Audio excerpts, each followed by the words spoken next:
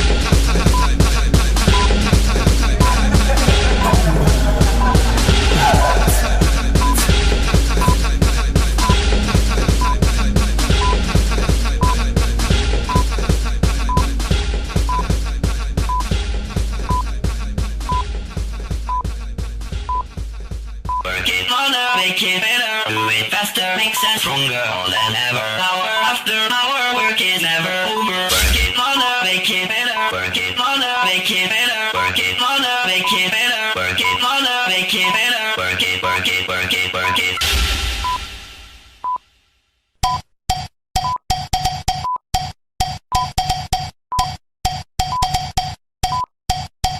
Stroll down the runway, another payday, cover of magazines. And when they see me, they wanna be me. I am the fantasy. Cover girl, put the bass in your walk. Head to toe, let your whole body talk. Cover girl, put the bass in your walk. Head to toe, let your whole body talk. Two Guamans Chinese, red carpet TV, valet my limousine. Box office sweetie, and Oscar nominee. Now watch me snatch trophies. Woo! Cover girl, put the bass in your walk. Head to toe, let your whole body talk. Cover girl, put the bass in your walk. Head to toe, let your whole body talk.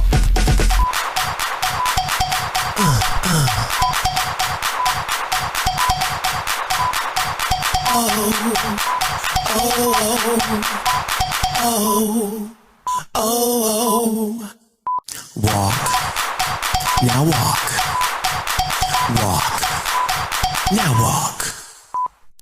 Stroll down the runway, another payday, cover of magazine. And when they see me, they wanna be me. I am the fantasy. Woo! Cover girl, put the bass in your walk. Head to toe, let your whole body talk.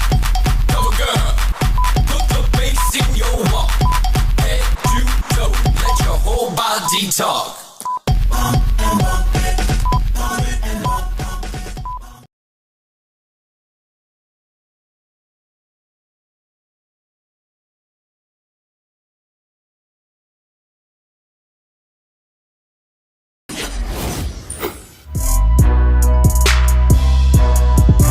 Success is for everyone. You're special. You're live on the set with Kareem Jackson. Kareem Jackson is here. Turn your dreams into reality. Remember, baby, success is for everyone. Live on the set. New shows weekly.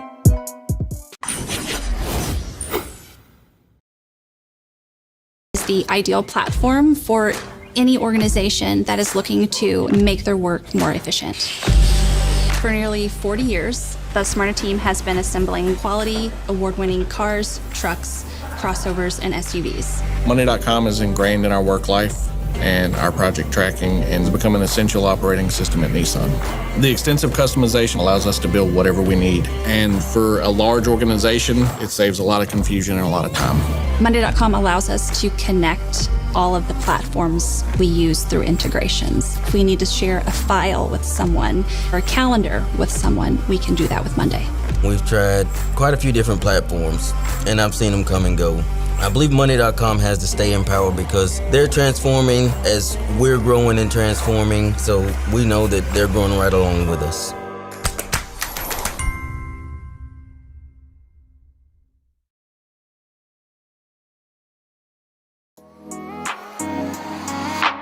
Three, two, one. We are live. Hello, world. Success is for everyone, baby. You're live on the set with Kareem Jackson. Yes, let's go.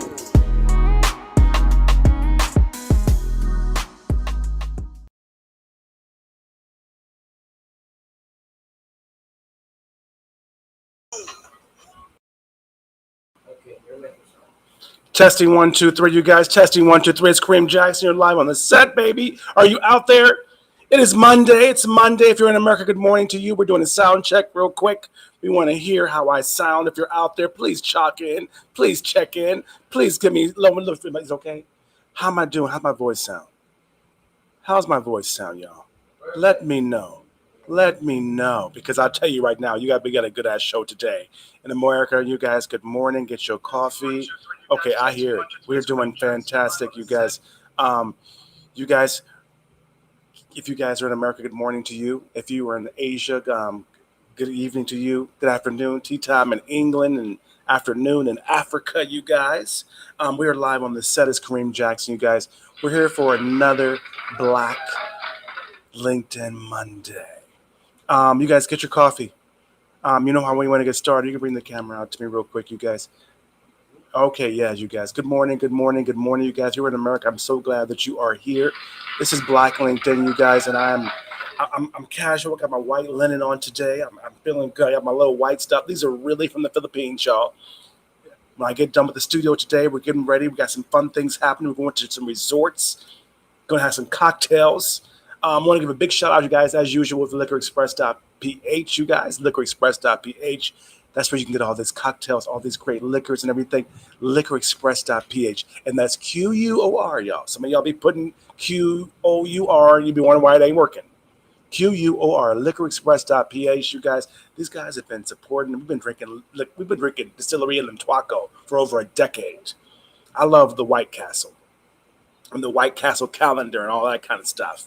But you guys, liquorexpress.ph is where you guys can get your liquor fast express all over nationwide in the Philippines, you guys. So when you're in town, if you're in a hotel somewhere and you can't get no liquor, call Liquor Express.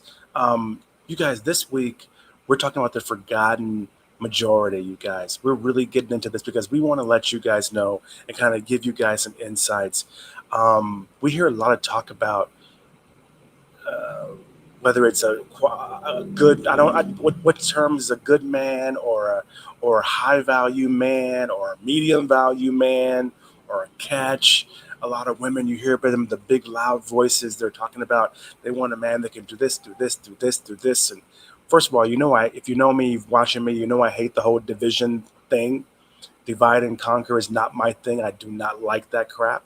I think that at the end of the day, I don't care Megan Thee Stallion, Kamala Harris. I don't care, Michelle Obama. If you everybody, I believe all of us are all of us, and we're letting them racistly westernize, separate us, as opposed to realizing I don't care what you do. Black folks right now, we are rocking. So Black LinkedIn, I want to give a shout out to you and a thank you to you, saying congratulations. It's Monday. If you're going to work in America right now, don't worry about it. I want to applaud you. I want to give you your flowers this week, y'all. If you are Black and you are driving, no matter where you are, no matter what you like, no matter what kind of man you like, congratulations, you made it to the weekend and you're going in another day. If you're in the Philippines, you guys, then you the day is over and you made it through another Monday.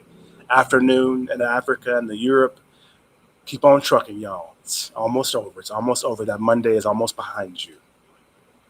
The forgotten majority is really what we're going to get into, and it's really about the folks that we're not addressing.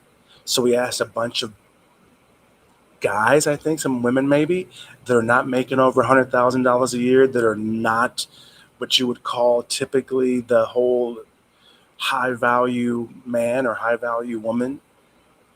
But they're good people. They're looking for love. They go through their own issues, and there's a whole lot of pressure on them because it used to be that the jobs that they do, the good old guy, good old boy, hard-working guy, that was the one that America used to praise.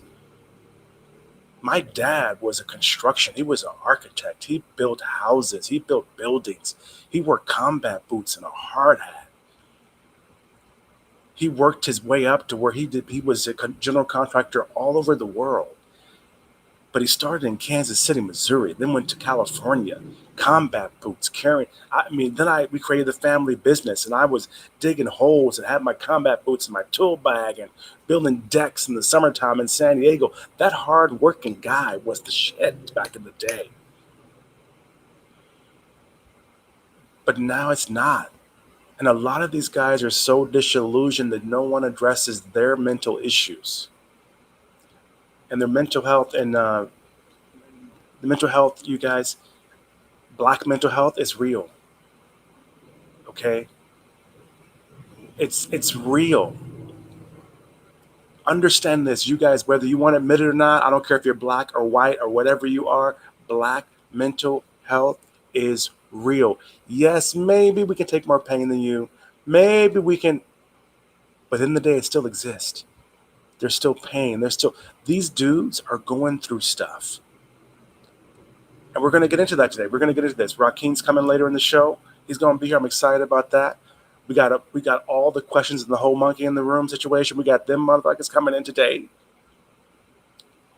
But of course, before we get started, we are Black LinkedIn, and we got to praise Jesus because we made it through the weekend. You guys, some of us don't know how the hell it happened another week. And some of us are in our jobs or just finished our jobs or rolling in traffic right now. Watch us on LinkedIn Live, Facebook Live, criminaltonio.com, wherever. And you need somebody to put their hand on you and give you some loving and some prayers. So Black LinkedIn, we are not corporate, we bring in Jesus into the office. So if you're at the picnic and you're not one of us, then you're going to enjoy this.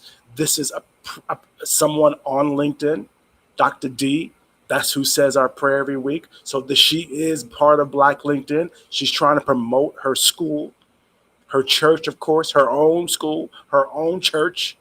So anyway, let's let Dr. D give us some praise. Love you guys. Black LinkedIn, let's bow our heads real quick and let's listen to Dr. D.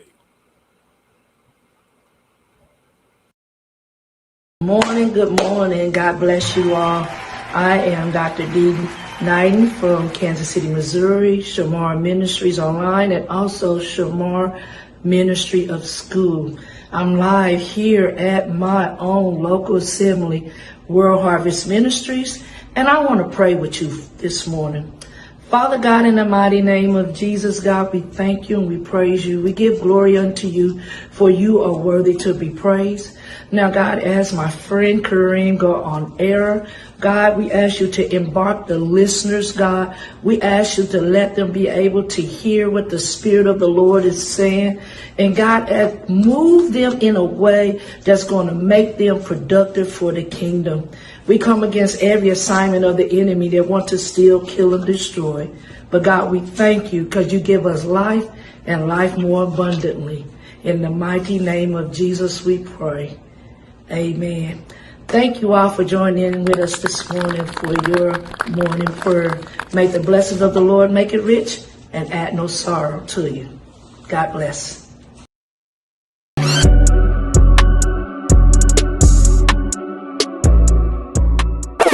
Not go anywhere. It's Kareem Jackson. You're live on the set. I'm so glad that you are here. But this is how we pay the bills. I want you to meet the Travel Boutique, you guys, a wonderful partner of ours. So I got my passport. I love to travel. You know I'm a passport bro, right? So I want you to get ready to elevate your wellness journey with Kareem Jackson live on the set, because it's time for you to unlock a world of rejuvenation, cultural exploration, you guys. Join us, you guys, for one-of-a-kind experience as we present Black wellness retreats, medical tourism packages, and island healing wellness getaways. Nestled, and you know I love it, bro, the breathtaking Philippines Islands, baby. It's brought to you by my friends over there at the Philippines Magazine, philippinesmagazine.com, our exclusive partner, the Travel Boutique. These retreats are your passport to paradise. So ready, you guys, be part of something extraordinary. Get over to the philippinesmagazine.com, click on retreats, you guys. Plus, you can request to join our Passport Rich private travel group. That chat is off the chain. Or go to the travelboutiquellc.com, people. Embrace wellness, embrace culture, embark on a journey that's tailored just for you. Kareem Jackson live on the set with the Travel Boutique, where wellness and adventure meet.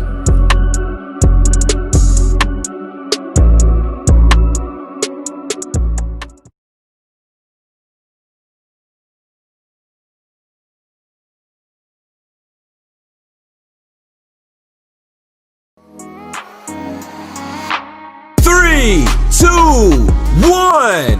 We are live. Hello, world. Success is for everyone, baby. You're live on the set with Kareem Jackson. Yes, let's go.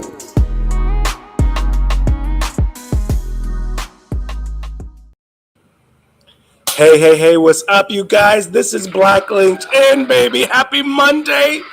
Thanks for the prayer, Doctor. I appreciate it. Dr. D on LinkedIn. I got my LinkedIn mug, you guys. I want to show off to you a little bit my Black LinkedIn mug. We getting the brand and everything. You guys saw the Philippines Wellness Retreat. That's why I got my white linen on today, because we're getting ready to do this right now. We're getting ready to get into this whole, it's summertime in the Philippines island, y'all. It's summertime. So we are really excited about this. So you guys saw you saw the intro. You heard me talking about it. Okay, first of all, like I said, you guys, Black mental health is real. It is a big, serious thing right now, and a lot of you guys are so busy looking for, the whole high value man and gotten into the whole situation that you're taking for granted that at the end of the day, when it comes down to it, most people, you might have forgot. Hence the title, The Forgotten Majority. But most people in America, black, white, green, yellow, whatever the hell, make less than $100,000 a year. Matter of fact, most make less than $50,000 a year. I'll tell you this, these are all the other positions, the other 90%, 80% of positions in America, of everyone that we must have forgotten during COVID and lockdown, that these are the people that run the country. Transportation, delivery, right? Frontline workers. Most of those ain't making $100,000 a year. No, people. None of that. No. All those folks working in the grocery store, nope. Maybe the general manager of the grocery store, but everybody else is not making it. Everyone stocking those shelves out there, everyone delivering your packages, all those hardworking people, most of your firefighters, most of your police, most of your everybody. I'm just telling you, most. Even most of the ones that, work in IT and the ones fixing your computers, all of those folks, most of them make under 100,000. And the 50,000 mark is kind of where it's at. So understand this when it comes down to it as well, that at the end of the day, you guys need to understand something really quick, is that this is a real situation. And a lot of these guys are, no one's addressing the stress and the strife that they have, the things that they're going through. Because it used to be that their job, their position was phenomenal. It was fantastic. It was great. Everybody there was pride. There was everything. But when it comes down to it, it was one of those things where, wow, oh my God, now my job means nothing to me. That's the difference. So we're getting into that, you guys. We wanted to really address this whole thing. So I hope that you guys are out there. Love you for being here. Kareem Jackson live on the set. You're here with Black LinkedIn. We do this every single Monday. Rockeen is getting ready. He's coming in. He's here. But I want to bring this to you. You know, I like setting the show up, right? You know, I like to set up the show. So, um, one thing, there's this sister, Dr. Venus, right? Opal Reese. I want you guys to watch this video. And this is a local video. This is from right here on LinkedIn. Am I correct? It's from right here on LinkedIn. Great interview. And this video, you guys, we could not, this is exactly why we have the Black LinkedIn podcast show. Our perspective, the things that we go through in the workforce, whether you are an executive or whether you are driving a FedEx truck, are so different. I don't want to give a spoiler alert because there's a whole episode that you can watch. But look at this clip and tell me what you think. Play this clip real quick. Because I'll tell you something. I love a picture. A video is worth 1,000 words, y'all. 1,000 words. And I could not explain this to you better than this clip. It was one of our diva icons on LinkedIn. You may not know the doctor, but I'll tell you, at the end of the day, she is phenomenal. She is really, and it's funny, she's making a name for herself by being this DEI guru, queen, sister that is amazing. And she's done like short stints a lot of places. And you and I, most of us on Black LinkedIn can relate to this, but short stints. And the host, another friend of ours here on LinkedIn, asks her a question and then makes a statement that kind of lets you know how different it is for them and us, especially in corporate America. How are we doing? Yeah. I want you to watch this, and we're going to come right back at the end of this, and we'll talk and see. But watch this, tell me what you think.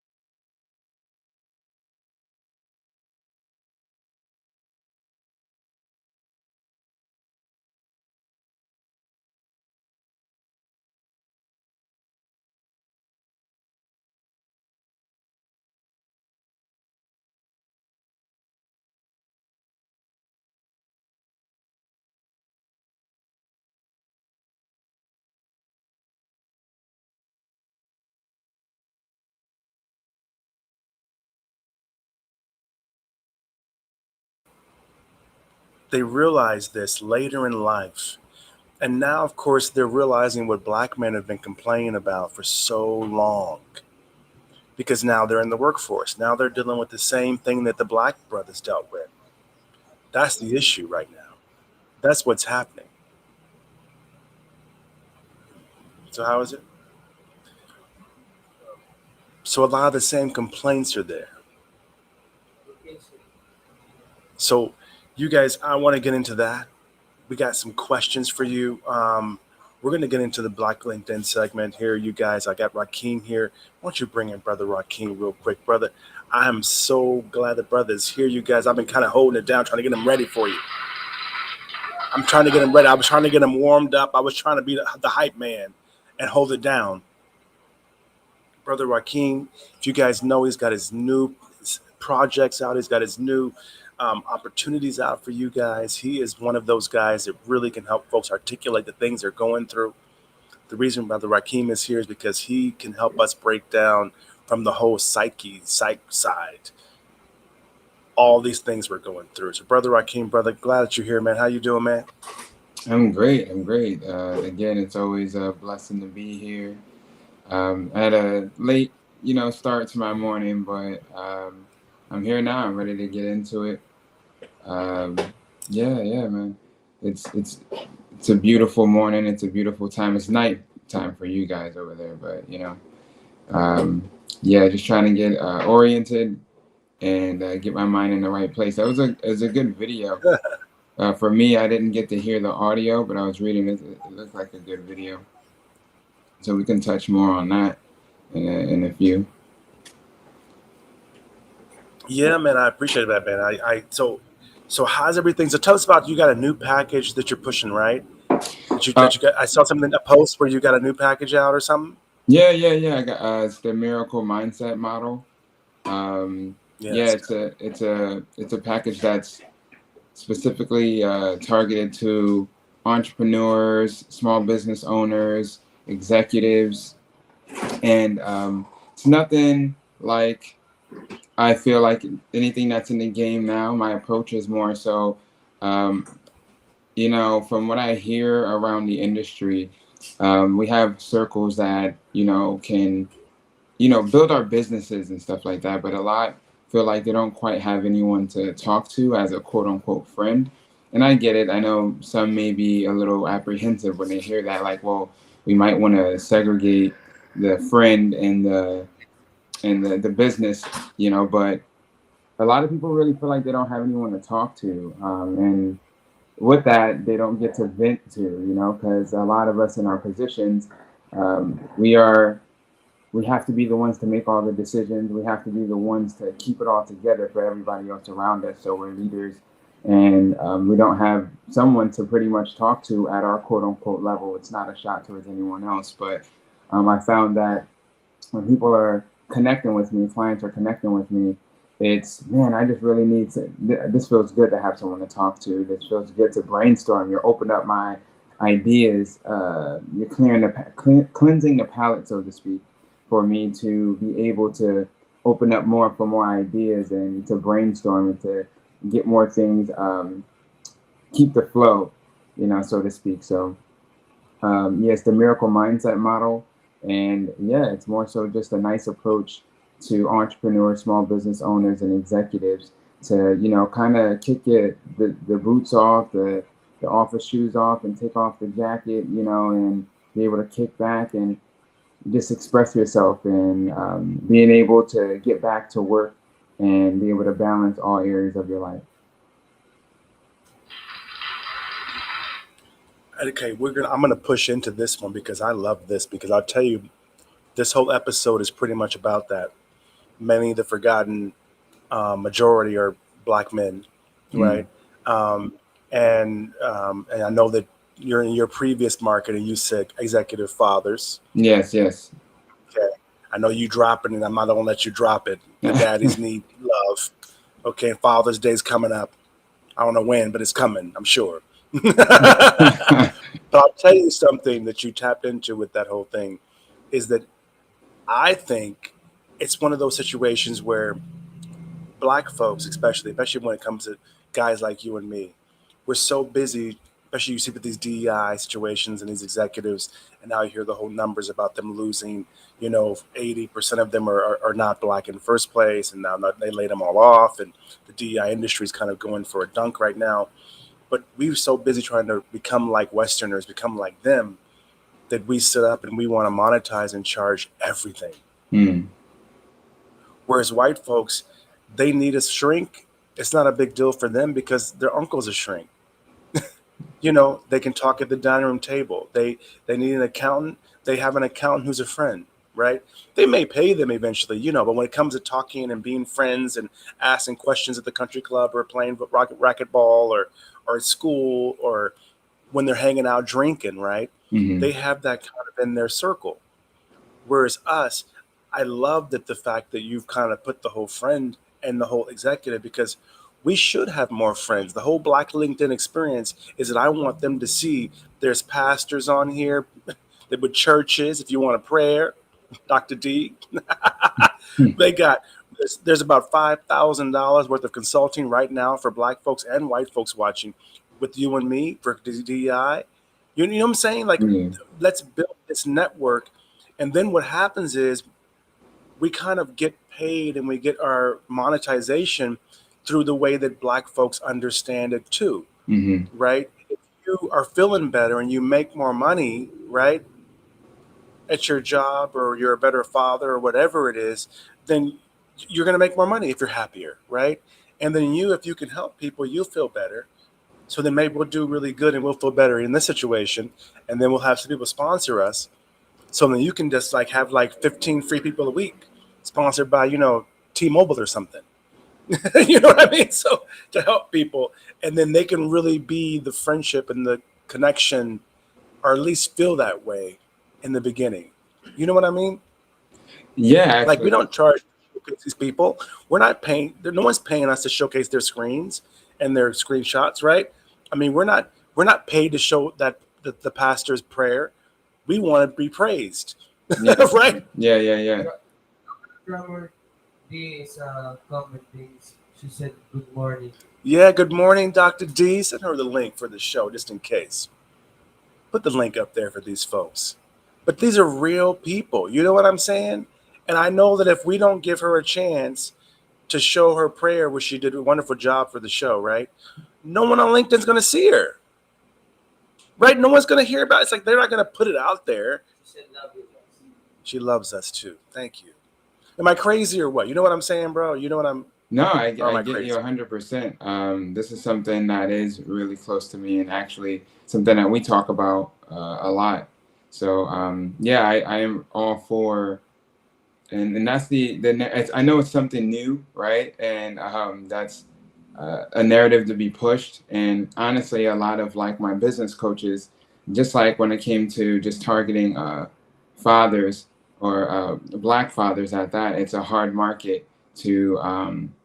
And everything is, like you said, we have to monetize, and there's truth to that, there is validity to there, but when it comes to like really connecting with people, like it's important. It's important for not only just men, but especially as Black men, and our leaders in our community to really break the barriers of mental health, really tap into the systems of success that our counterparts have.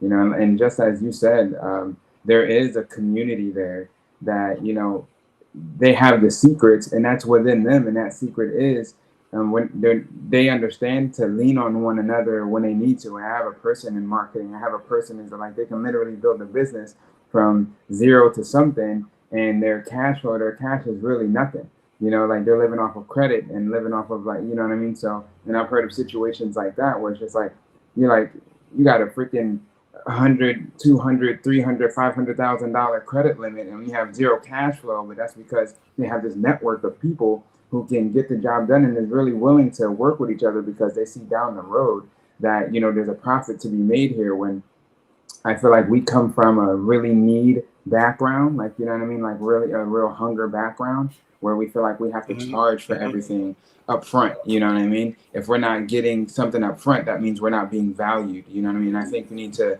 break that narrative and kind of see down the road the gold, you know what I'm saying, that there is, and actually have faith in one another, actually empower one another, you know what I'm saying, and have that sense of community. And like we say that term, we're going to coin that term friendship, that bond, open up those avenues for us to really connect, not just on a business level to make transactions when it comes financially, but really make those transactions when it comes to interpersonally, when it comes to spiritually, when it comes to emotionally, having that, like you're saying, mental health, ultimately what it's all about. Like we're just breaking through, recognizing and acknowledging our traumas, our mental health, you know what I'm saying, that as being comfortable conversations in a household. Sometimes it's still not, and when it comes to recognizing, but I mean, I feel like we're doing a lot better than what we used to, like with the way that, things are going. So absolutely, I agree with you. I think it's really important for us to talk about this and be more open when it comes to healing ourselves and coming together as a community to support one another, and not just for, like you said, a transaction of the right now and today. It's, seeing that we create a community that we can, maybe that's the missing, the missing piece for us. Like, we're trying to find what it is. Yeah. Maybe it's just that, That's what it is. I mean, that's what it is, brother. I'm gonna tell you. Let me tell you. Let me give you this piece of it real quick too. Whites have a network, typically, like you're saying. Plus, the algorithm works in their favor. I'll tell you this too. You guys out there watching, you think I'm crazy. If you've noticed that the Black LinkedIn stopped taking Black folks out of the graphics of the show, right? And we actually now go through and we have like a text. If you've noticed that lately, our views have went up. They're showing to more people because there's no Black picture in that graphic. So it's real. But we need to have more friends, because if we are friends and we're all helping each other, Dr. D, if she hears about an opportunity where they need a psych person, at the prison or the jail or the halfway house or the construction site or whatever, she knows you. So you may have helped her as a Black woman or, a brother, sister for free as a friend. Mm-hmm. But now that she's doing better, she remembers who helped her. Right? Mm-hmm. And if you wonder why the Democrats spend money for elections or the Republicans spend money for elections, right? Because they want you to remember who gave you that bill, who gave you this, who gave you that. It works for Black folks too. Mm. So she has a church, which is a non-for-profit organization, 501c3. So she's going to be in the mix with non-for-profits that would be able to have a budget for a guy like you in the facility. Mm-hmm. So it may not come from her, right? But she's going to be like, oh, I know someone. The same as us. If we know someone that needs a prayer, mm-hmm. we go and show. Here's Dr. D's prayer. What's the comment? What they say, Julius? Absolutely, brother. And our brother Jermaine, watching. Thank you for being here. I appreciate that. Thanks for being here, brother Jermaine. But I think that the Black mental health, especially with the men, is a big deal. We kind of addressed it in the buy around LinkedIn way, but they are the forgotten majority because they make most of the money. That is the majority of people. Mm-hmm. So you want to say anything else? We got one more video they want us to show here, brother. It's oh my God. Okay. Before we get into the whole monkey in the room, y'all. Okay, remember we were on the last show and we had this case about the hair. Remember that? Yeah, I remember that. Okay, watch this video real quick. Okay, we're not going to play the whole video. There's another case. They going to learn messing with Black women and their hair. This one is, she works at a gym. She worked at a gym, brother. And I only play this because I need Black LinkedIn. We're joking and we're funny, but this is real news, real cases. So I think the white folks watching need to also see this, because you feel me what I'm saying, brother, right? You know what I mean, right? It's funny, but look at this case real quick, Rockeen. Look at this case. Play the company claimed that because she had been tardy on 45 separate occasions. Oh boy, the people who need to watch this probably won't, but I'm going to try anyway. So, long story short, that employee won over $11 million in a race discrimination case against a gym she worked at.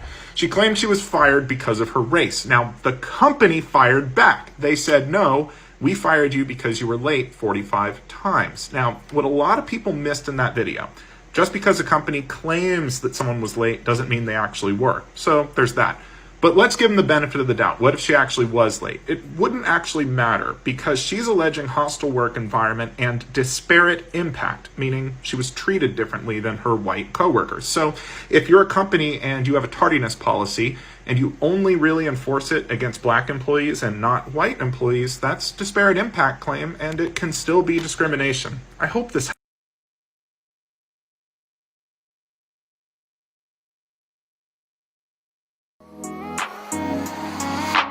3, 2, 1, we're live! Hello, world! Success is for everyone, baby! You're live on the set with Kareem Jackson! Yes! Let's go!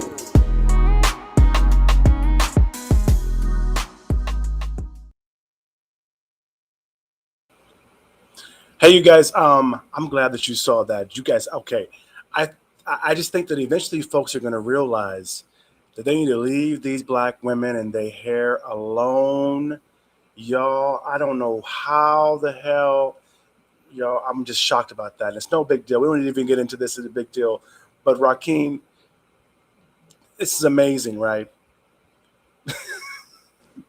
Yeah, I wouldn't even say that's like crazy. I literally, that's funny. I just saw, it's not funny, but I just saw one down in Texas about a teenage boy, like 17 years old, and like the school systems had him suspended and in school suspensions for his hair, his dreadlocks. Like, and did you see We that? have that too. Yeah, yeah, yeah.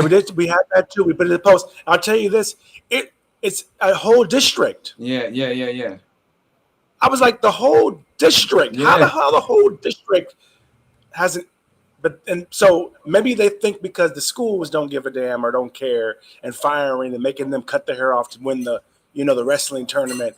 They think that they can do that crap at Gold's Gym or whoever the hell it was. Yeah, wherever that was. That's $11 million. The other one was Hyundai.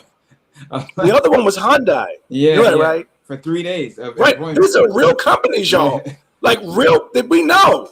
Like Hyundai, what the? For 3 days of employment of a pregnant woman, like you didn't know her hair was her hair when you hired her. Like I don't. Yo, man, that's crazy. It's crazy. It really doesn't make any sense. So, brother, I want to thank you too, man. Thanks, brother. I appreciate it. I've got my white linen on. I'm getting ready for the resort. It's summertime here. Yeah, I see. Having our cocktails. You look real comfy right now. I'm comfortable as hell, y'all. I can't. You guys got to come to the Philippines when you get a chance. We're building our team in the States. We're trying to market coming to the Philippines. So we have this American team, and then the studio's here. So instead of going like the other way around, so we're trying to build this team in the States and market our show and the marketing, the products and development. So if you're out there and you're looking to join a great team, we're looking for folks to help us build this into something great. Okay. What we did, and I'm going to talk to you about this some more because I think some folks are asking some questions out here. I'm seeing too about this whole, the guys out there are feeling us. If you're making $100,000 or less right now, and the whole Black mental health is real thing, you need to send this to somebody and show this to them because they're going through a lot of things and they're kind of forgotten about. And they're the majority of dudes. These are the majority of the dudes. And they're so focused on executive and B and A suites that they realize that the majority of the dudes out here, this forgotten majority.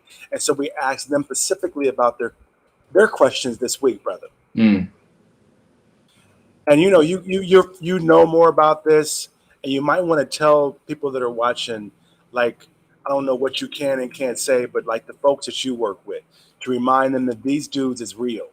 Yeah. I'm sorry, before you do this, the one, I love this video, y'all. I'm sorry. The white guy in Canada is complaining about his job. I play this white man every damn show because this needs to be our theme video. But can you tell them about who you work with? And I'm getting this video ready to just as a joke and after you get done, that these guys are really going through stuff, right? Yeah, absolutely. There's numerous cases that we work with. Some are from many different struggling backgrounds. Some kind of came from like to homelessness in an instant. It wasn't even something that was, that was perpetuated in long times. Like, because homelessness comes from in many different forms, right? So there can be the extreme of addiction issues that lasted some time that put them in that situation, or it could be as simple as you're living your life 1 second by the thread because, the way the economy is, your house burns down, right? So sorry. 60, let me give you a number, brother. 60 million U.S. evictions. Mm-hmm. Yes. Go ahead. Especially after the pandemic. 60 million. So it's COVID. There's a ton of, and that's across the states. So I'm not talking about just where, I'm saying, I'm working. Like, that's numbers all across the states, but just where I'm at, there's a huge number of homelessness, and it's really it's founded in mental health, trauma, um, in addiction. So it all goes back to the source of being mental health, and that's why this subject is really important, because we don't have support, and Because like the way people that we don't were believe that raised in a black proper mental way. health is real. They don't believe that Yeah, black mental health is real. yeah, They don't and believe that. We got a graph for that too. And I'm gonna tell you this too. Let me tell you this too. I'm sorry because I want to tap into this with people because I feel that I don't really talk about it a lot. And when I do talk about it, people message me like crazy, like, "Oh my God, you." I never realized how serious black mental health and how real it was, which is why we talk about it until I left the States. And now I hmm look back, and even though I struggle abroad or whatever, I want people to understand black mental health in America is real. There is things you go through that people on this earth do not go through and never can imagine. And so I just really, really push that black mental health is real. You can come back to us, you know.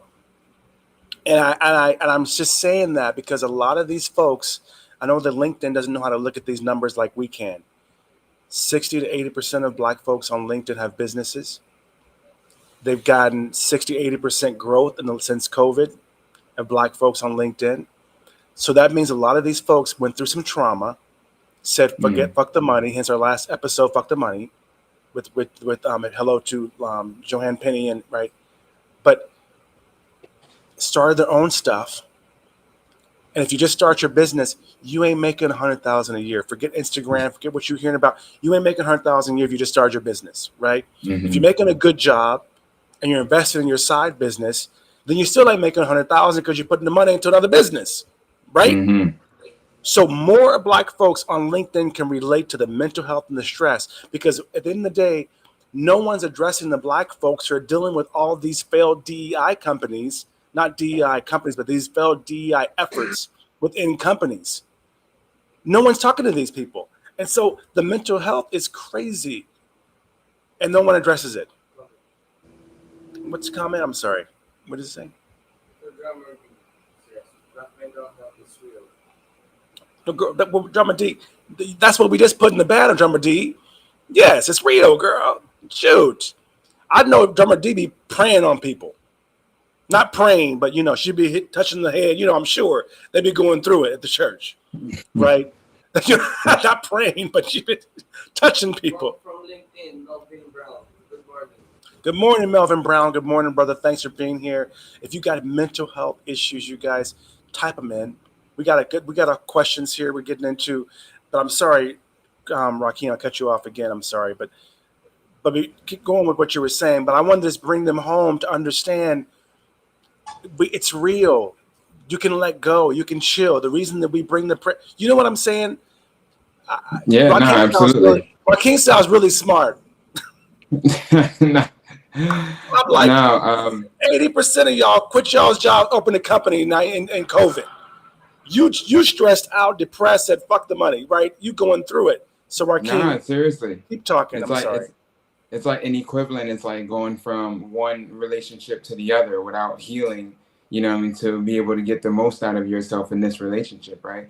So it's not that they're not having successful companies or building successful companies.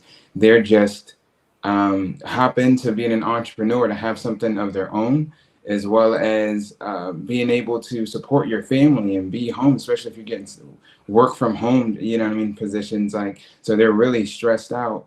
But in a lot of times not really realizing where it's sourcing from. We tend to look at things as like surface level or like circumstantial or what's evidently right in front of us, which would be our environment, but not realize that a lot of our triggers of today, a lot of our stressors, a lot of our pain points comes from traumas as we were growing up, issues with addiction, no matter what that addiction looks like to us. I think we like to think immediately about drugs and or alcohol or, but like gambling is one of the top. Coffee is like the next one behind there. Like, Sex. So it's sex. Absolutely. That's another big one, so it's really easy to look past our addictions and the way that we try to get out instead of facing. And addictive can be workaholic too.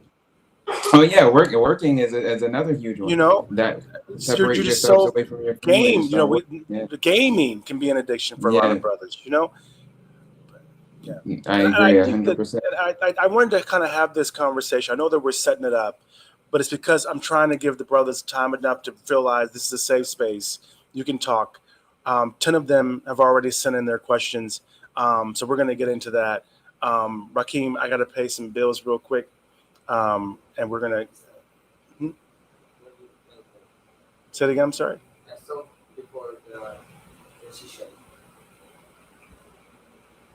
Okay, y'all, I gotta. I don't know what he said, y'all. I don't know what he said to me. I gotta say it again. I saw commercial for you. Which one? Oh, I'm sorry, y'all. Yes, another LinkedIn beautiful queen. You guys. We're gonna showcase Estelle Brooks. Fit for You is for you. Estelle Brooks, if you're watching. Okay, Drummer D, if you know, I think you know Estelle Brooks. She's the daughter of Alvin Brooks, icon. In the community. But you guys, Estelle Brooks, I'm going to pay some bills really quick. You guys come right back, and then we're going to get right into the monkey in the room. Rockeen, we're going to get into the whole, just straight to the questions. And then we only have questions from the brothers today. So we invited no one to the picnic today. So it's just about you guys, because you've been saying that we never answer y'all's questions. So we just got y'all's questions this week. So let's showcase Miss Estelle Brooks. Fit for You is for you right here on LinkedIn. Estelle Brooks, you guys, right here on LinkedIn. Hey, you guys, Kareem Jackson here for Black Kansas City, you guys. This is By Black KC Show. Hey, you guys, you know this fantastic, amazing, beautiful, sexy, beautiful diva, this queen, this Estelle Brooks Fit for You. You guys have seen her all over town. They implement a strict safety protocol against COVID-19. That's what got them popular during the whole COVID lockdown situation. Then from that situation, we all learned the value of our food, the value of our health, the value of our hygiene. We learned so much about that. And Estelle taught us all. She went online and changed the game for elderly, older, seasoned, professional fitness for all of us. She's a health and fitness instructor. She's over 70 years old, you guys, and she looks amazing. Her body fit toning, everyone saw this live online when she was doing it on Facebook at Estelle Brooks on Facebook, you guys. Then she went through and she showed us all. She went to people's homes. She went to her home. She went out in the community and showed us how to get fit and in shape with her boot camps and all of her personal training. She's helping others to maintain a higher quality of life through health and fitness for generations to come. That's what Estelle Brooks is doing. So take care of yourself. This is the sign. This is the sign that you've all been waiting for. Go and get that healthy lifestyle right now. There's no excuse, you guys. Fit for You is for you.com. It's right there. All of her tools, all of her packages, and soon she's going to be training instructors all around the world how to help their elderly family and friends to get in shape as well. So you guys, go check out Estelle Brooks. Fit for You is for you. She's going to show you how you can be over 70 and fine. And thanks for watching Black Kansas City, the By Black Kansas City show. Kareem Jackson live on the set, baby. Go get healthy.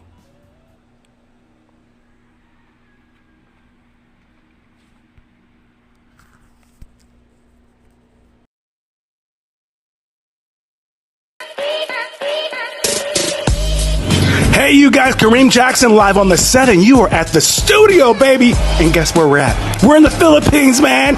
We're in Manila. We are live on the set, the studio, home of all of my fabulous shows. Kareem Jackson live on the set. We got Freedom Daily. We got Black LinkedIn. All of this here, you guys, and we're right here, right in the heart of the city. The studio by K&Co, you guys. Kareem Jackson live on the set. Come on in here, you guys. See what we got going on. Check us out. You guys, Black KC is here. I Love Dreadlocks is here. Outsource Everything. Entrepreneur 101 is here, you guys. All of them. Black LinkedIn. Brothers are here. We are all live on the set. This is where we help you turn your dreams into reality, you guys. We are live and we are here to help the community and all of you. The monkey in the room, that segment you guys all love, it's right here too. And you guys have all been wondering how we do it, why we do it. And if we can help you do it, Come on in. Let's help you with your podcast. Let's help you with what you're trying to do. Be a guest on our show. Whatever. But the studio is here, and we have catering. We have cocktails. Thank you, liquorexpress.ph. We have producers and co-producers, makeup, barbers. It's all here, you guys. Kareem Jackson live on the set at the studio in the Philippines, baby. We are in the Philippines, bitch.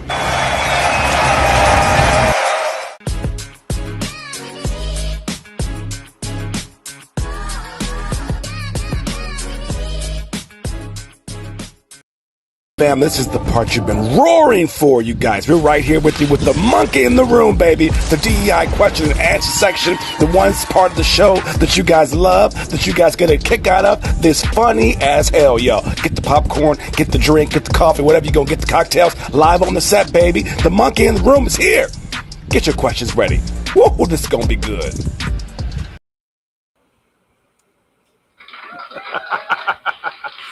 Y'all, did you see my monkey? Did you see my monkey in the room, y'all? I'm trying to, y'all love this segment. We did not know this segment was going to be so popular, so we hadn't planned for this. Hope you enjoyed that new intro, you guys. And we got all your questions. We're going to get to every single one. We're going to hit these questions real fast, y'all.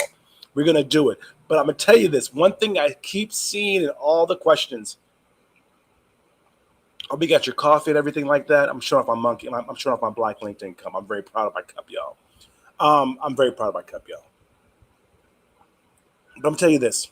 One thing I want to tell you, because I've been all over the world, and I'm Uncle Kareem here. I'm 51, y'all. I've been through this.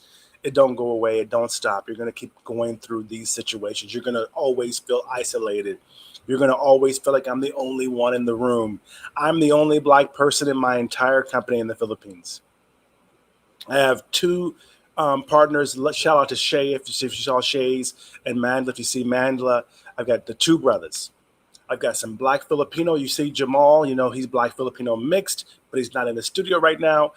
He's actually remote, but he'll be in the studio here this December. You remember Ulysses, you saw him. He's black Filipino, but he's not in the studio right now. He's actually training. He's going to be back in school. He's in college right now. I'm the only one. And I don't feel like you feel. I'm frustrated with some things, but I don't feel like you feel. So understand, I'm going to say that it's not just you. It's not only you. It's not because of you. It's not your fault. There is something different that happens in America, in the West, that you go through. The mental health, all these things. The reason we're saying it's real is because you shouldn't go through that. There's people around the world that have no idea what you're talking about when you talk to them. It's like trauma. And you know what trauma is when you leave the trauma. And I'm going to play this video again. I'm sorry, real quick, because this video, you guys, I love this video. I play this video once a day. It's from my own personal inspiration. Because it ain't just black folks either.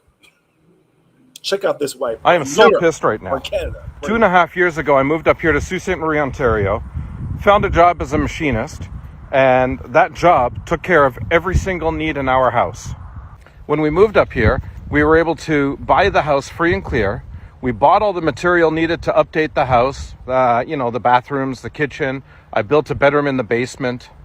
And I was even able to buy myself a toy, a 1994 Trans Am, a car that I've always wanted. You know, nothing fancy, nothing spectacular, nothing lavish, nothing like that. Fast forward 2.5 years. I've gotten one raise of $1. And that job, even with 10 hours of overtime now, doesn't take care of a debt-free household. The price of gas has gone up about 50%. Our heat and hydro have gone up about 50%. And the price of groceries have bloody well doubled. It's gotten to the point where yesterday, my wife and I were talking about finances, and she was crying. Why was she crying? Because our washing machine pooched. Our dryer is on the way out, and to replace them both, you're looking at around $2,500. This, right around the time where we're trying to outfit 3 teens for school. It's a sad situation when a guy that's working 10 hours overtime, sometimes even 20, can't take care of his house anymore, even when there's no mortgage, no car payments, nothing like that. Right now, we're going backwards to the tune of about $500 or $600 a month without any extra income, and that's with the overtime. That's why I decided to get into doing something online. Fam, this is the part you've been roaring for, you guys. We're right here with you with the monkey in the room, baby. The DEI question and answer section, the one part of the show that you guys love, that you guys get a kick out of. This funny as hell, yo. Get the popcorn, get the drink, get the coffee, whatever you're gonna get, the cocktails, live on the set, baby. The monkey in the room is here. Get your questions ready. Woo, this is gonna be good. I got my monkey. I'm really excited, Jamal. If you're looking at this, thank you for the monkey. I appreciate that transition. Yeah, okay. Rockeen is back, you guys. We're back. This monkey in the room. Kareem Jackson live on the set. Rockeen, brother, over here. Are you ready, brother Rockeen, for the questions? I'm ready. I'd be as ready as obviously as our audience be for these questions. I haven't even seen them yet because I'm trying to be surprised because whenever I see them, then when they read them, I have an opinion already. So, Julius, question number 1, and these are from Black. I assume most of them are probably going to be men that were specifically talking about the mental health issues they're going through as being guys that make less than $100,000 a year to $50,000 or less dollars a year at jobs that used to be fine, and the things they're going through right now. This is from ladies first. This is from girl.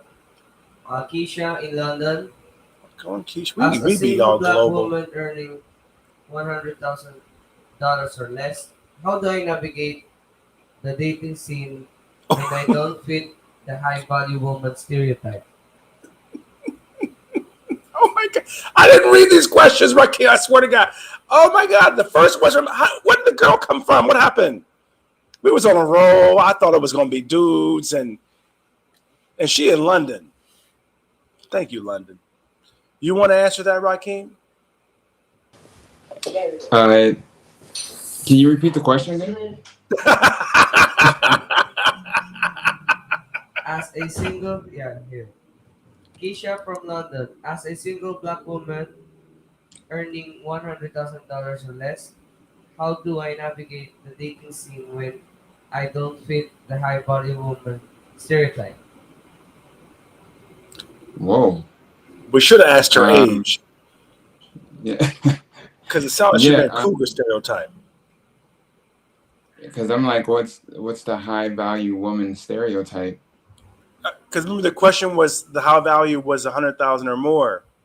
Okay. And we were playing on Kevin Samuels, but we didn't really say women or men. So I apparently thank you for watching, ladies. We love you. Women love us. Can we get an applause for the women? I don't care what y'all say. Our women, thank you, because women are our clients, our followers, our supporters. Thank you. And we have a lot. Because Joanne Penny's from the UK, from London. Maybe that's why. Maybe that's connection. Okay. I hope is this Joanne Penny? What's his name again? Keisha. Is this you, Joanne? Keisha in London. Is there Keisha in London? If you're from London, is there really Keishas in London? But go ahead, brother Rockeen. How? I'm not much for dating advice, but okay, let me tell you, sister. When it comes down to it, that you heard what they said. You heard you guys got mad at Steve Harvey. You got mad at what's his name, Tyler Perry. Let me tell you real quick, sister. If you find you a good man who loves you and is there for you, and you make more than him, don't understand. Do not listen to these idiots. You support him, you there, because that's what's hard to find. And you know you don't want to be that woman that gets divorced and you paying palimony either. Hello, it works. Remember, it works both ways. But I do agree with Steve Harvey. I do agree with Tyler Perry in the sense that nowadays I'm in this world. I'm out here.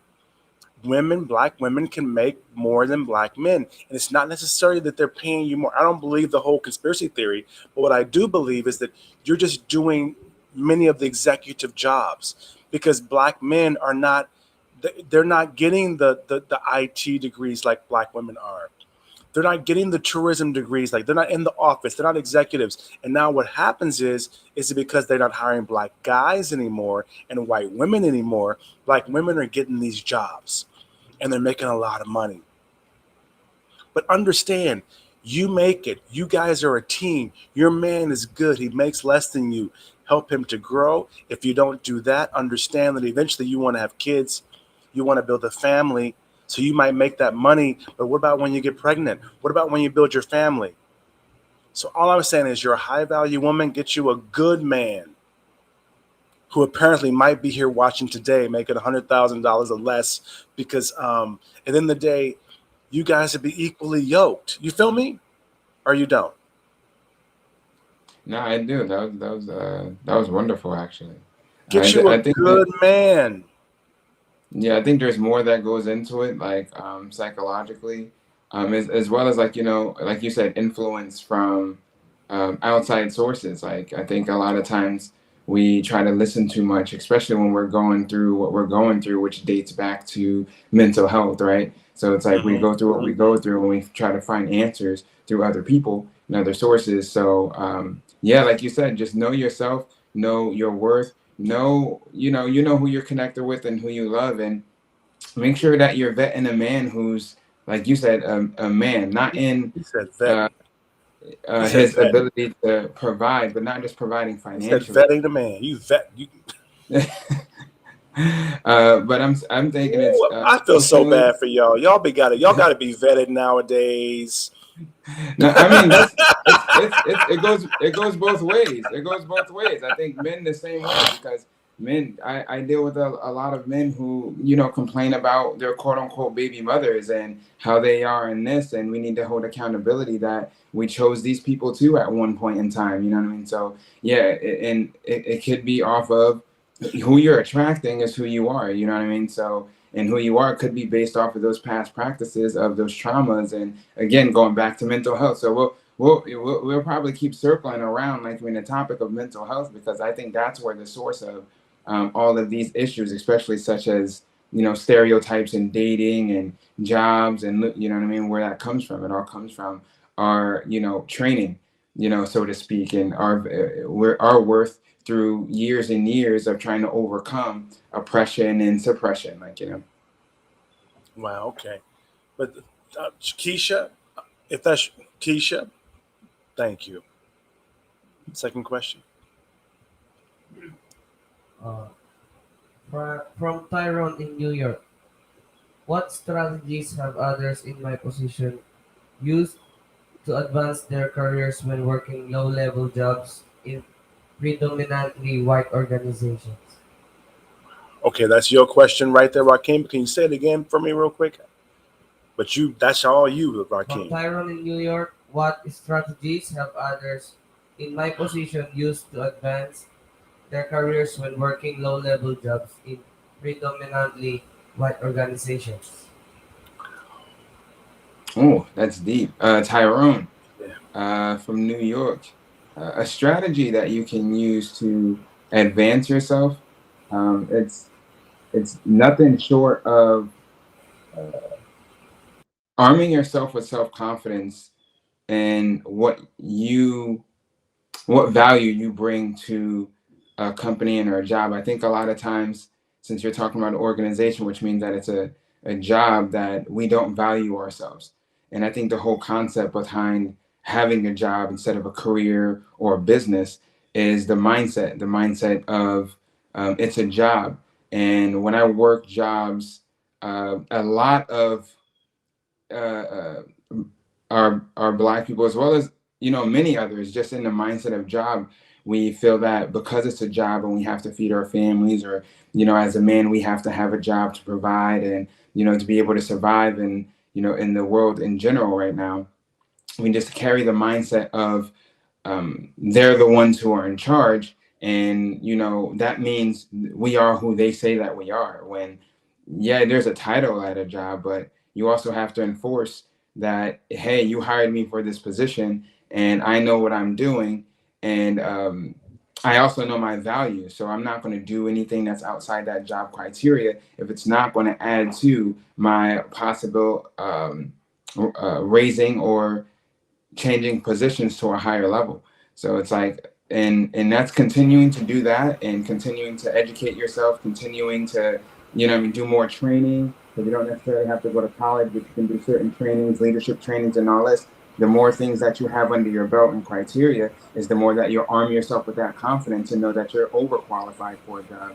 So when you're not getting jobs, you can blatantly call out, hey, what's the difference between me and, Gary over here? What's the difference between me and Jack over here? You know what I mean? Whatever the case may be. And you'll be able to carry yourself with more confidence and demand. I think we've answered this in one of the shows before, and be able to demand your pay scale and what you think that you're worth, especially when it comes to a job promotion.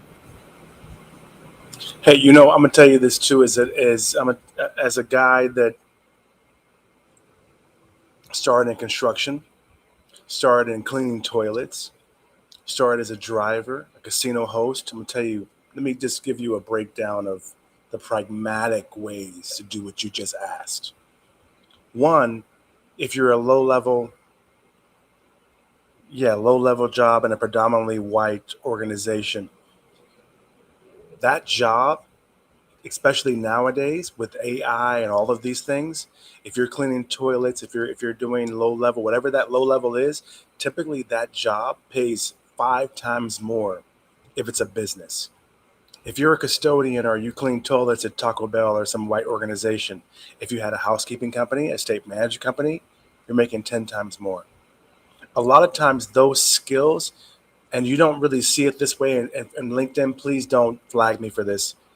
You know how white folks like their toilets. You know how white folks like their offices. You know how white folks like their houses, their desk, their computers. You know how they like it. So then you turn that into a business because that becomes the standard. And what I did when I was younger, and in my 20s, my job, when I was recruited, I took them and said, if I started my own business, would you support me? And they said yes. So specifically why I'm saying it like this is, as you said, what strategies have others in my position, I've been in your position before, used to advance their careers when working with, I've been there. I turned that career into my own business. I had a company called Houseboys Estate Management. Mainly, we were Merry Maids, and we dealt with rich people. We maintained their estates, not their financial estates, their houses. We had a limousine company that maintained and really catered to casino top gamers, junkets and things like that. We would literally pick them up in limousines, their house, and bring them to the casino, and then walk them around the casino, carry their drinks, introduce them, get them some popcorns. We turned it into a business because when you're low level at a job, you might want to think about owning the company, because what if they lay off all the custodians in the building and they outsource to a company? You might want to be that company. Sorry, brother. I just wanted to jump in there with that because his question rang to me. Good morning, Melvin Brown. Good morning to you, brother. I appreciate you being here. Yeah, no, I do. I do agree with that as well. Like, that's the ultimate for me. I've preached that in previous episodes when it comes to starting your own business, because, like you said, that's something that I've done myself. Obviously, like, it's starting my own business. So that's the ultimate. The ultimate. I know we know there's processes that go in there when it comes to funding and then some, but yeah, ultimately, starting a business, and it's all coming out of that confidence. But thank you for sharing that. Thank you for sharing that. I think that's valuable.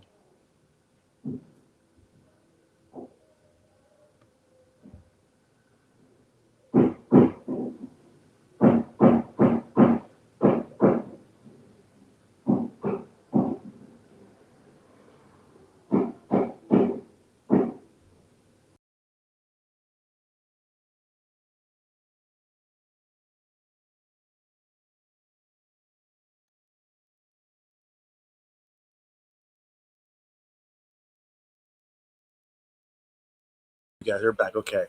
I'm sorry. We're like light years away. We're bringing the whole world to you. So this is UK, Asia, the US. But I guess we're back now. Thank you guys very much for being here. Number two. We're going to question number 2, and Rockeen, you guys, is right over here. Question number 3? Number 3, you guys. Question number 3.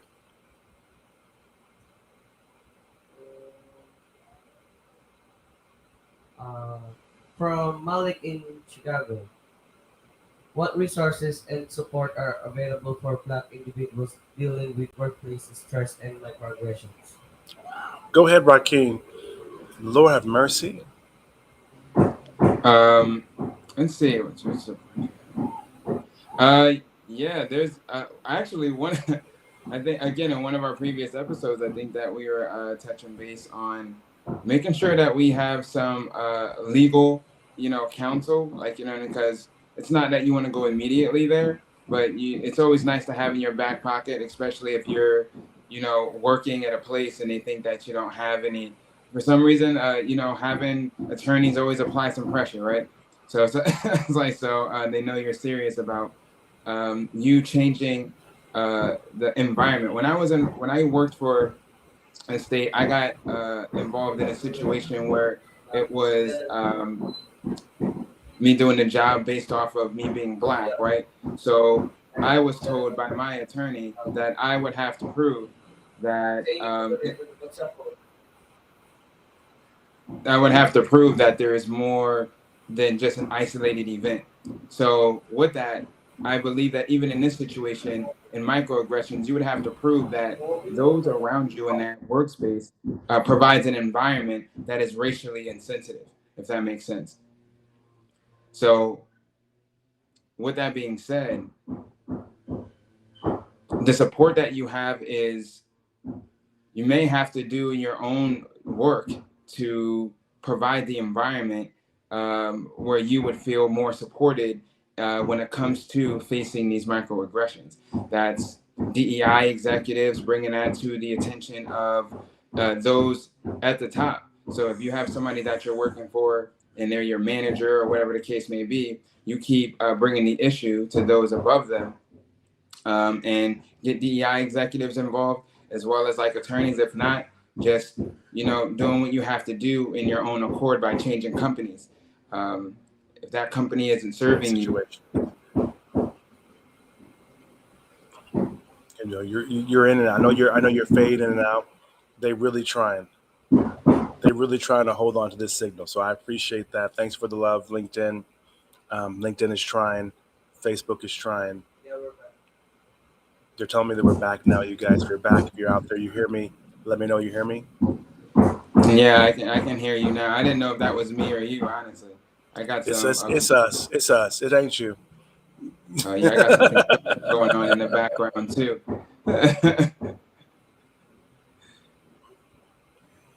We got. Okay. You want to say that answer again really quick so we make sure that we got it? Yeah, I would just. Hold on 1 second. Let me have him, Julius, read the question again and then say it again. I'm gonna read it. Just do that whole thing all over again. Okay. Sorry, brother. From Malik in Chicago, what resources and support are available for Black individuals dealing with workplace stress and microaggressions? First, I would want to say when it comes to directly for you is getting a professional, someone who can help you psychologically when it comes to dealing with this, because ultimately that's what it is. It's psychological warfare effects. So you want to get someone, maybe a coach, if not a therapist, or whoever you would feel like you're comfortable to consult with, to be able to combat these microaggressions without it actually affecting your mental. So with that being said, the next thing you would want to do is get a DEI consultant, and no, seriously, because again, it's more than just ourselves, right? So it's taking. I'm sorry, I didn't know you could see me. I'm like, ooh, yeah. He gave you guys an unachievable feat. You gotta call Shireen Daniels on the phone or something. You gotta call Joanne Penny. They're like, whoa, that's 100,000 right there. Nah, bring it. Well, not them personally, but bring that to the attention of the company. You know what I mean? Like, and if that's not working, as you're working your way through the company in the sense of whoever's in charge, if they're not willing to do that, then eventually you're going to have to come to the conclusion of working with company that do hold your values, and because that's something that's important too. If there's a company that you're working for, if you're not having started one yourself, you do have to make sure one of those processes is you working for a company that holds your values true, because you can choose where you want to work just as much as they're choosing you as an employee. Because I'll tell you what, in my opinion, with that is, let me read this. What resources and support are available?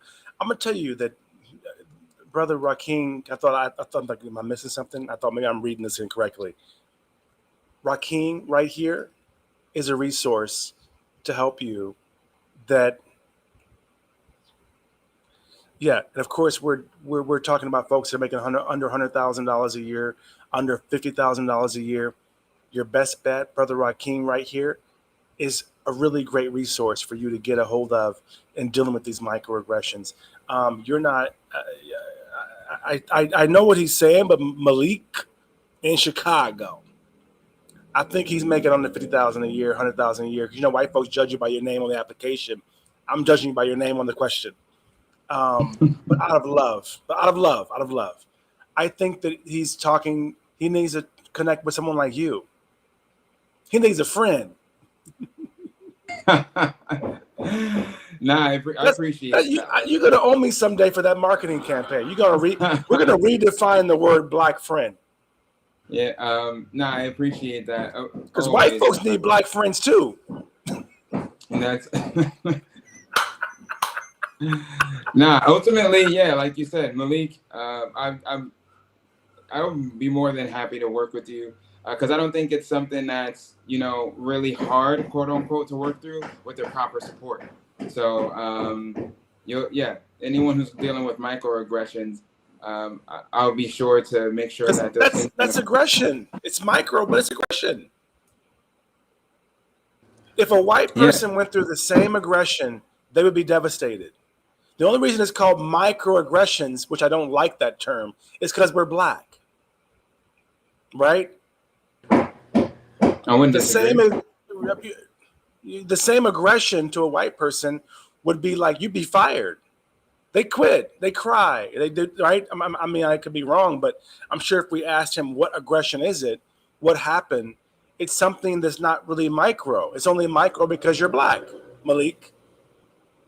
You feel me, right? Yeah, right? I get exactly what you mean. Microaggression. I don't like that microaggression term. Yeah, because it's like, why is it micro? Like, what makes it small, right? The person on the outside, the person who's dealing with it, right? Next question there, Julius. From Kwame in Birmingham. What role can local communities play in supporting Black individuals facing economic and mental health challenges? Oh, go ahead, Rockeen. That's a cute question.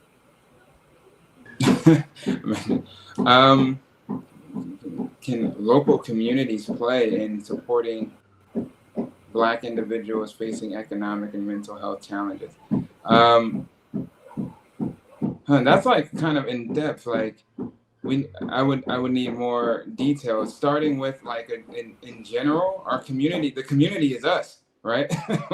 like so. And if we would want something to be done about, you know, the economic situation as well as mental health challenges, is bringing more awareness. Kareem here is like right in the middle.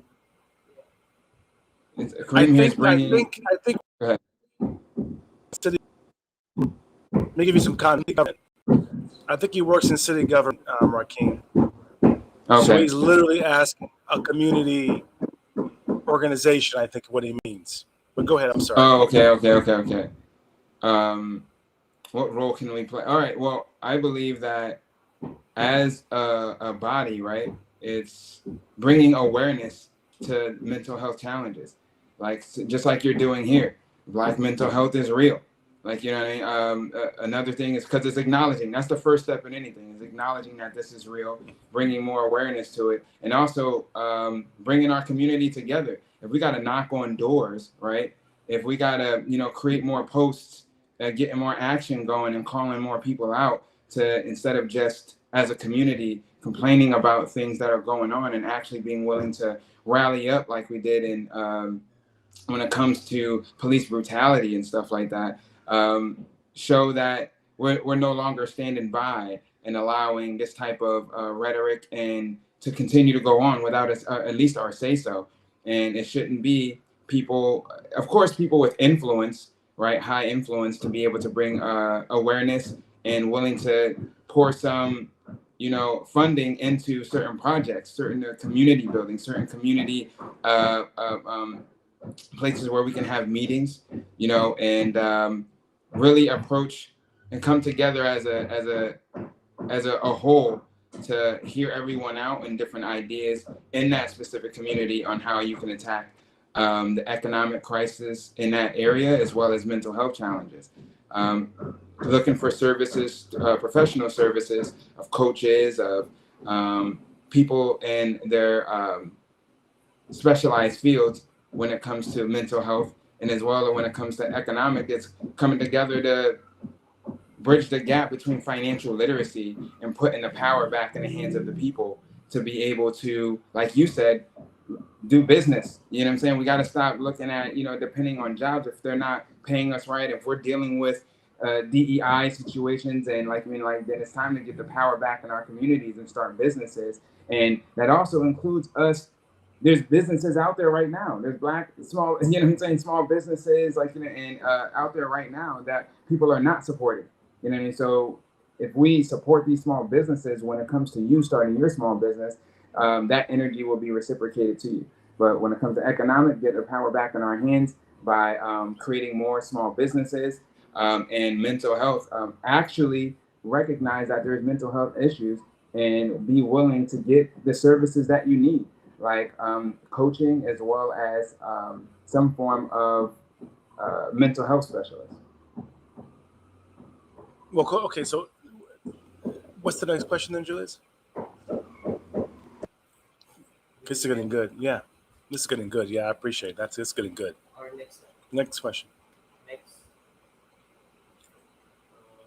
Make sure we get everybody answers to that. Let's go through these real quick here. We don't want to miss nobody. They'd be mad. They'd be mad, Rockeen. From Jerome in Toronto. What can I do to challenge beauty standards and foster self-acceptance in dating and relationship as a black man?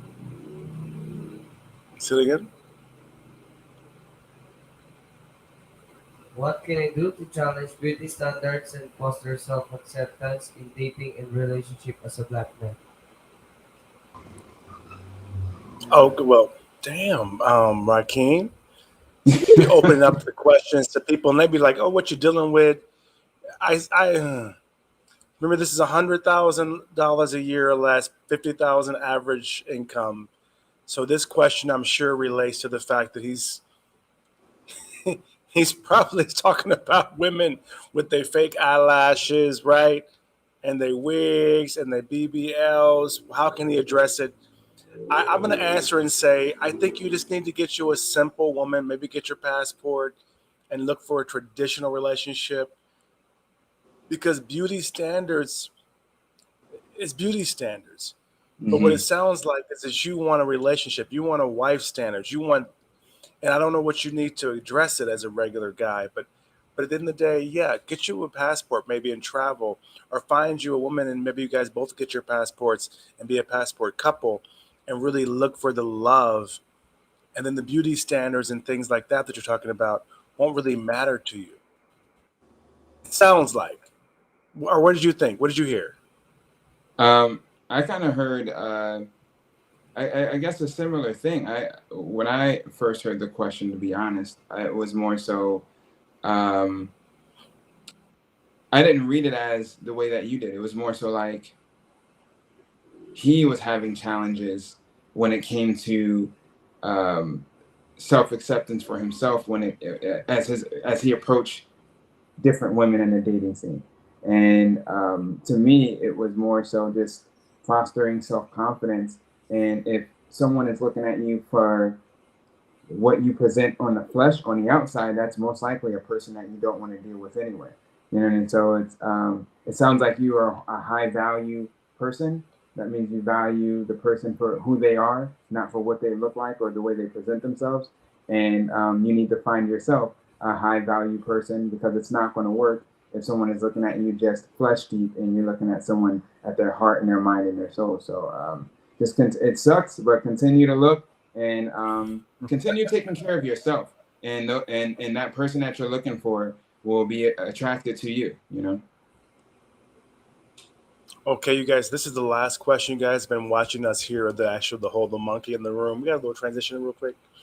You guys, you've been watching the monkey in the room, you guys. Look at the transition. You ready?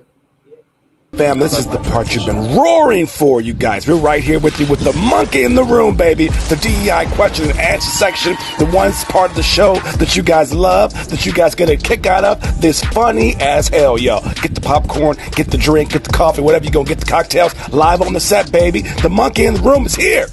Get your questions ready. Woo, this is gonna be good.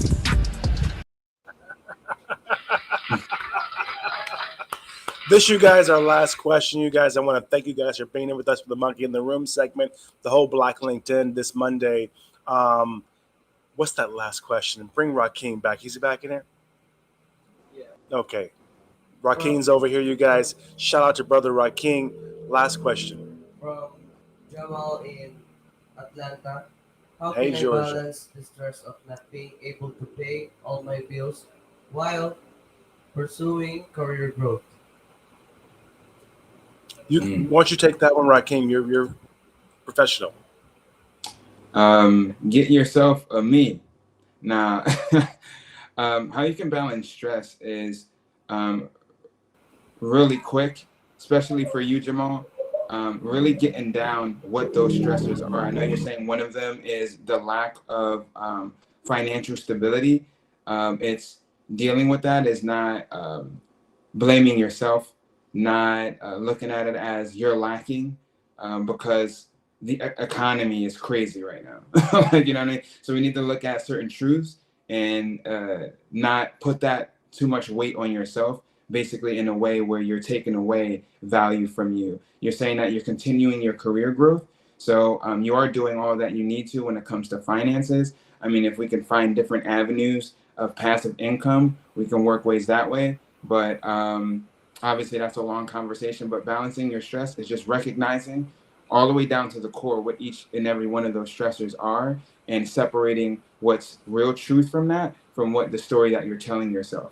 And the way that you can do that, I know it may sound complicated coming from my mouth right now, like where do I start? But getting yourself someone like me, a coach, to be able to help guide you through those steps will ultimately help you deal with those stresses or any other obstacle that comes as you're pursuing peace and abundance in your family's life. You know what? One of our shows was all about the whole happiness being the new ROI, right? I'm gonna tell you that, because in the day when it comes down to it, let me give my opinion to that. Is that I've been there, brother. I'm there right now. It does not go away. Even if you know people that have money, that are rich, unless they're sitting in there really wealthy, which is like 1% of the entire human population, because on the West, we rate success by money. They're not, if they're working, then they haven't reached their goal. They apparently, if they don't work, if they don't push, if they don't hustle, they will lose all their money, because nobody would actually work for money if they didn't need money. So I think the whole thing about that is it doesn't go away. If I can give you any advice with the whole situation, is it does not go away. And you're going to continue to have to balance the stress of not being able to pay all your bills while pursuing career growth. They call it scaling in business. They call it breaking the glass ceiling. They call it breakthrough. They call it getting the bag. At the end of the day, as long as you're growing, you're going to have that same problem. Now, if you get to the whole situation and you get to a point and you might maybe retirement, right?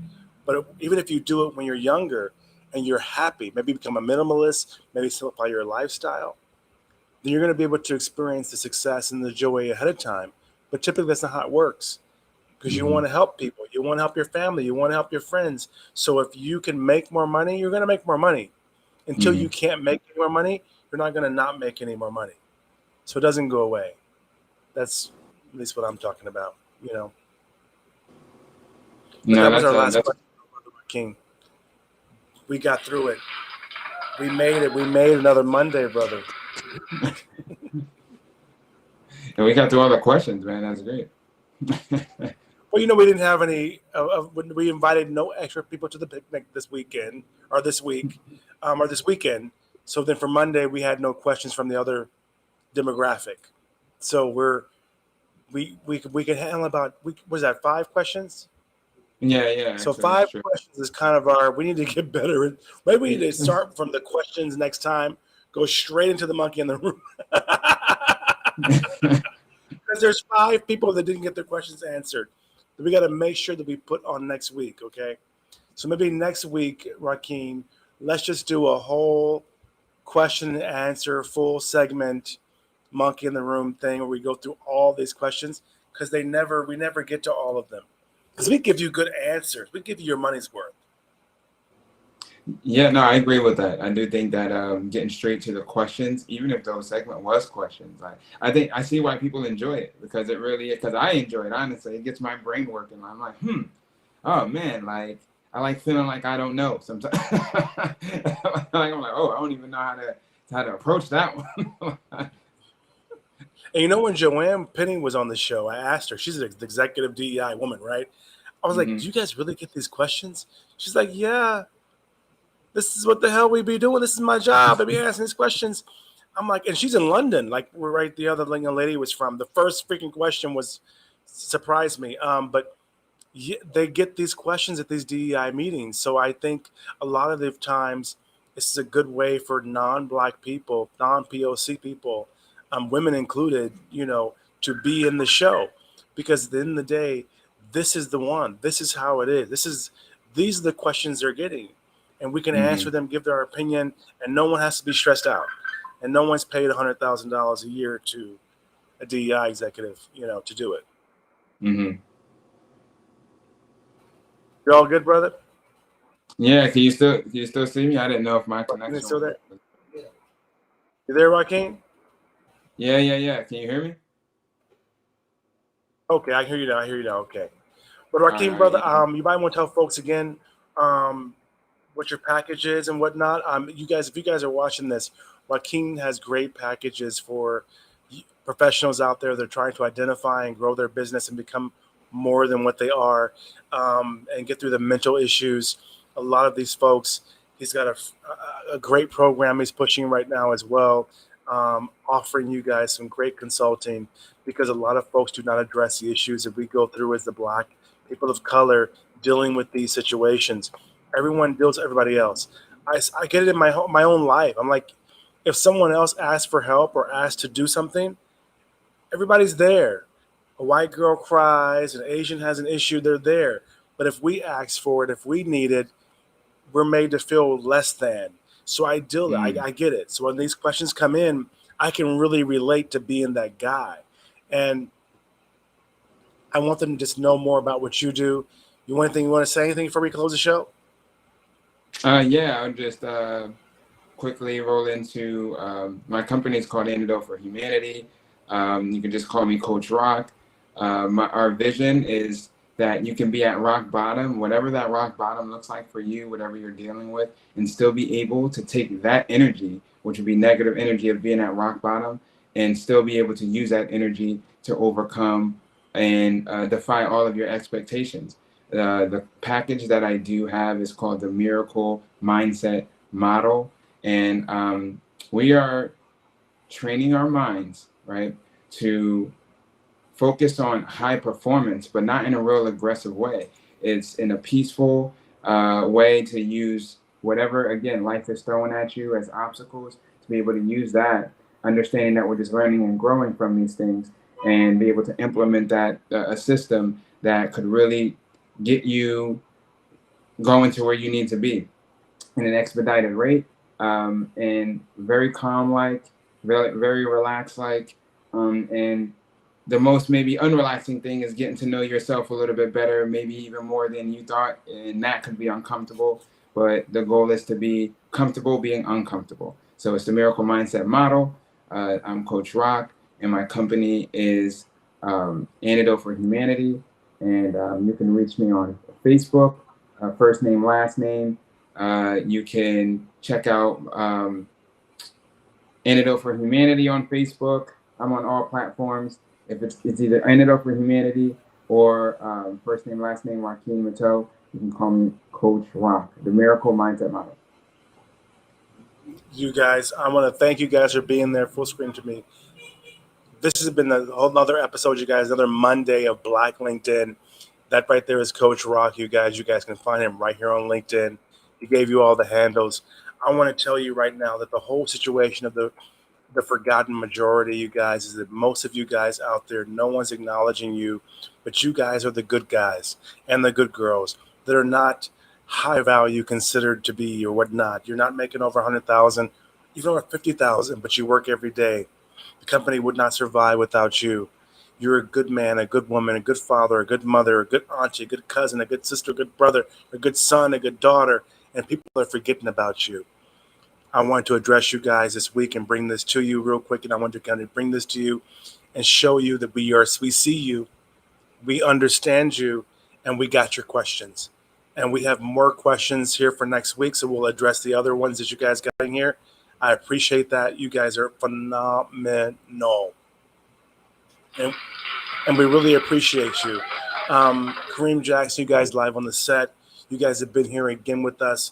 You might want to show the studio commercial again. I'm live in the Philippines, you guys, the studio. We have a wellness tour.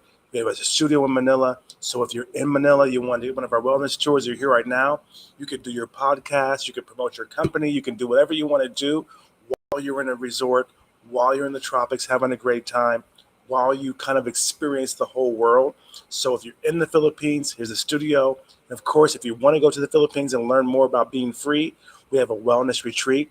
I'm going to play these 2 spots, you guys. But I want to thank you because this is it. I'm over. I'm done. 2 commercials, closing the show. And I will see you next week with the Black LinkedIn episode with Brother Rockeen. Cheers to you. Successes for everyone. And that means you too, Black LinkedIn. Love you.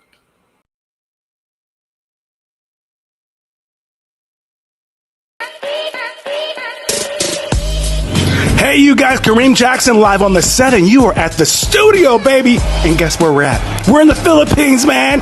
We're in Manila. We are live on the set, the studio, home of all of my fabulous shows. Kareem Jackson live on the set. We got Freedom Daily. We got Black LinkedIn. All of this here, you guys, and we're right here, right in the heart of the city. The studio by K & Co, you guys. Kareem Jackson live on the set.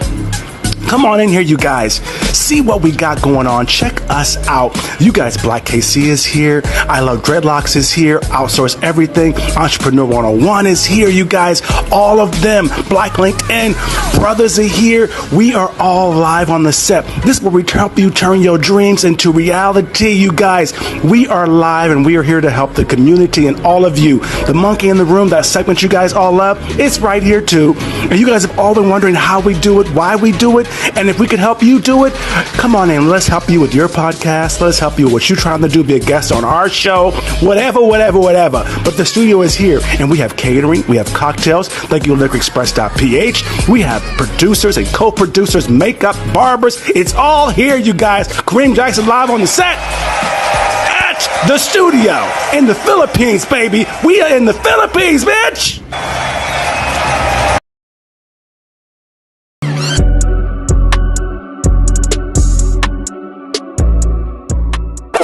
Not go anywhere. It's Kareem Jackson. You're live on the set. I'm so glad that you are here. But this is how we pay the bills. I want you to meet the Travel Boutique, you guys, a wonderful partner of ours. So I got my passport. I love to travel. You know, I'm a passport bro, right? So I want you to get ready to elevate your wellness journey with Kareem Jackson live on the set, because it's time for you to unlock a world of rejuvenation, cultural exploration, you guys. Join us, you guys, for one-of-a-kind experience as we present Black wellness retreats, medical tourism packages, and island healing wellness getaways. Nestled, and you know I love it, baby, the breathtaking Philippines Islands, baby. It's brought to you by my friends over there at the Philippines Magazine, philippinesmagazine.com, our exclusive partner, the Travel Boutique. These retreats are your passport to paradise. So ready, you guys, be part of something extraordinary. Get over to thephilippinesmagazine.com, click on retreats, you guys. Plus, you can request to join our Passport Rich private travel group. That chat is off the chain. Or go to thetravelboutiquellc.com. People, embrace wellness, embrace culture, embark on a journey that's tailored just for you. Kareem Jackson live on the set with The Travel Boutique, where wellness and adventure meet.